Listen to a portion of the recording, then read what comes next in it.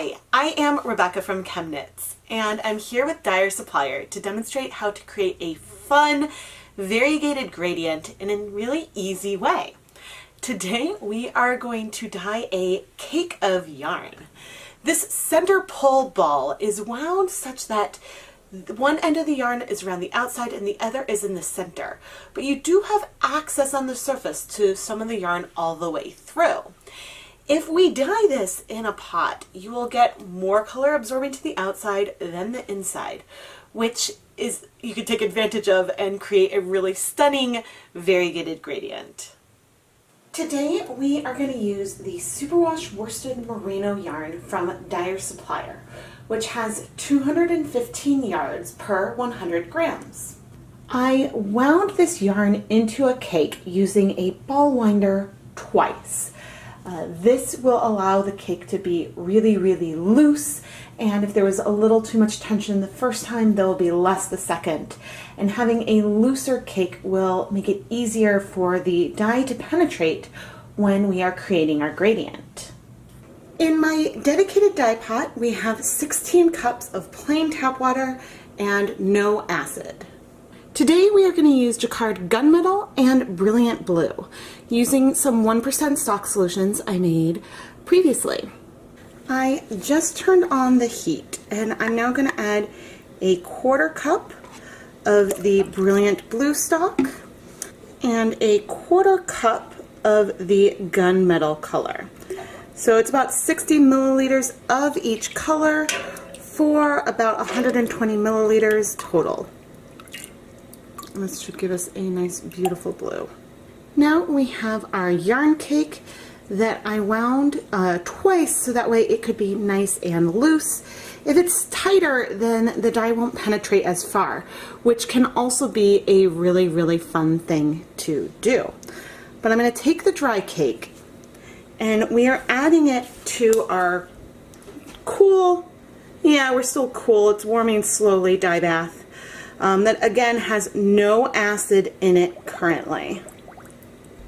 I'm not squeezing the cake, but I am pressing it so it can get submerged and wet. The cake was dry.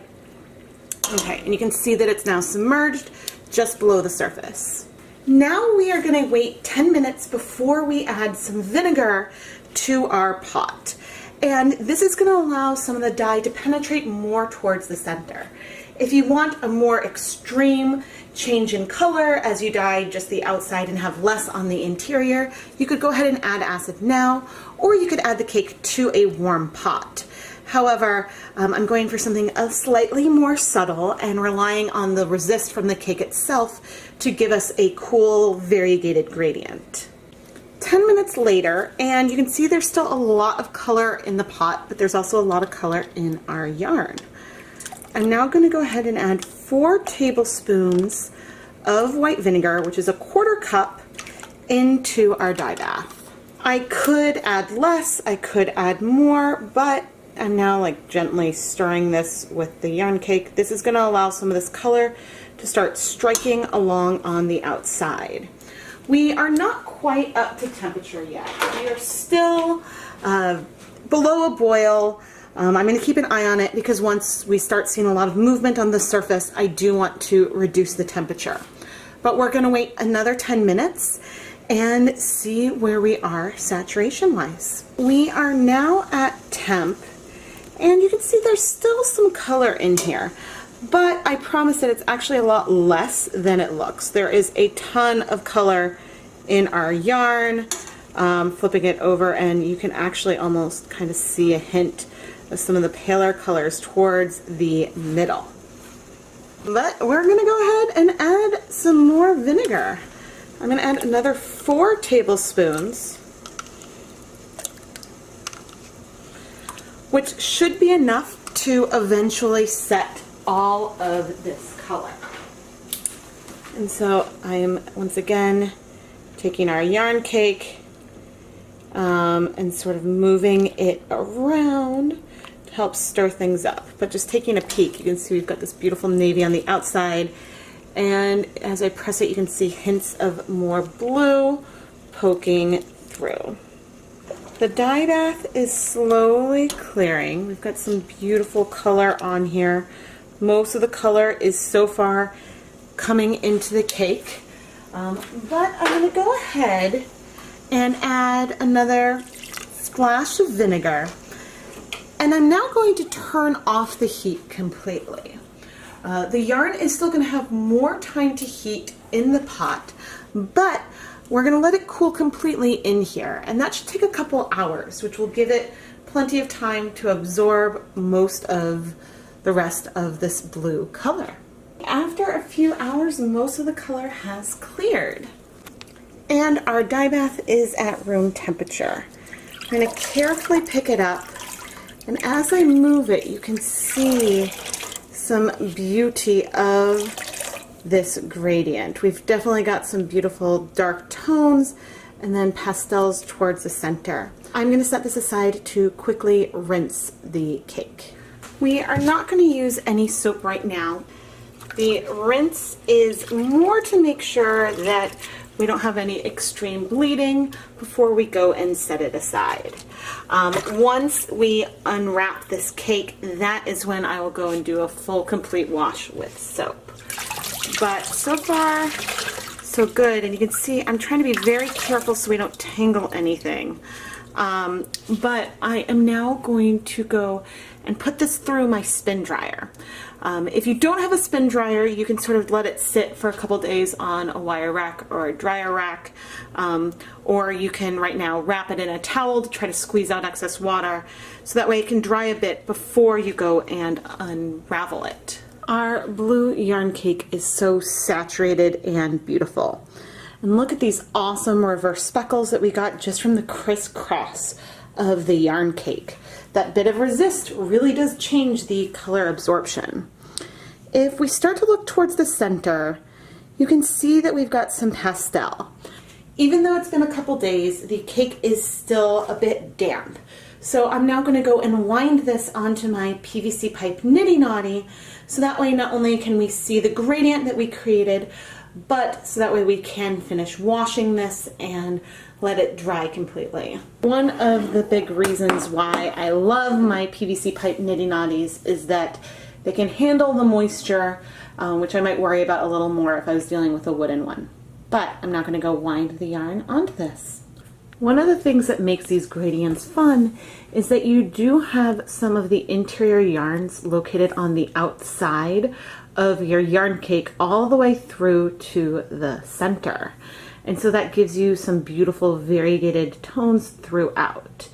If you wanted to do something similar, you could do a hand wound ball that's a spherical shape, where one end is pretty much enclosed in the center, and then the rest of the yarn is on the outside. And there you'll get they'll still be variegated, but there'll be more of a transitional gradient. Here is our beautiful variegated gradient, where we have some awesome reverse speckles throughout, this deep navy color all the way through a medium blue with hints of a very pastel sky blue. I do want to go ahead and wash this one more time, since the previous gentle rinse wasn't necessarily able to get the center. Plus, this will help relax any crimp that happened from being in cake form and drying like that. Let's just take one more moment to admire this beautiful, beautiful gradient we created. You want to make sure that you secure your yarn with some ties before we go and wash it in just some plain, cool tap water. And what we're looking for is if we're going to see any color bleeding, and really just to rinse out that vinegar if you don't like the smell, and things like that. I did add on a reusable nylon zip tie to function as an additional tie, keep things from getting tangled. But we are seeing no bleeding in here, which is great. And you can go ahead and add just a little bit of some clear dish soap if you like to rinse it out. That's totally up to you whether or not you want to use soap in with your rinse. But then I will gently go and gently squeeze out the water and hang this up to dry. If you want more white towards the center of your yarn cake, there's a few things you can do. You can wind the cake tighter, or you can use less dye. If you have less dye in there, you can still end up with a lot of color saturation towards the outside. But we set this up and added our acid later in the game, so that way we could let some color filter through towards the center. You can do this technique with so many different colors for different beautiful results. No matter how many times you do this, there is a uniqueness each time. And that's part of the fun of cake dyeing. How beautiful is this yarn? We have this beautiful reverse speckled gradient that has patches of this deepest blue all the way through, but also these flecks of some white and this pale blue. There are so many different ways you could play around with this technique. After this first round, we could have rewound this into another cake, but this time putting the darkest color in the center, letting the lightest color be on the outside, and then we could dye it again in a second color to add more dimension to our color and a second color in there. Also, depending on the color of acid dyes that you pick or the colors that you mix together, you could see color breaking, which means that, say, if you mixed a purple, maybe you see some more purplish pinks on one side and some more blues towards the center, because some dye molecules will absorb to your yarn faster than others. Dyer Supplier has all 40 Jacquard acid dyes on their website, and so you can really play around with an unlimited combination of colors with your yarn cake dyeing. I am Rebecca from ChemKnits, and if you want to see more fun yarn dyeing tutorials, you can find me on the ChemKnits Tutorials YouTube channel. There will be a link in the video description.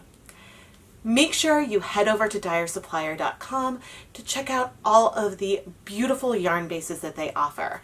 They are sourcing new yarn bases all the time, so if you sign up for their newsletter, you can be notified when new things come into stock.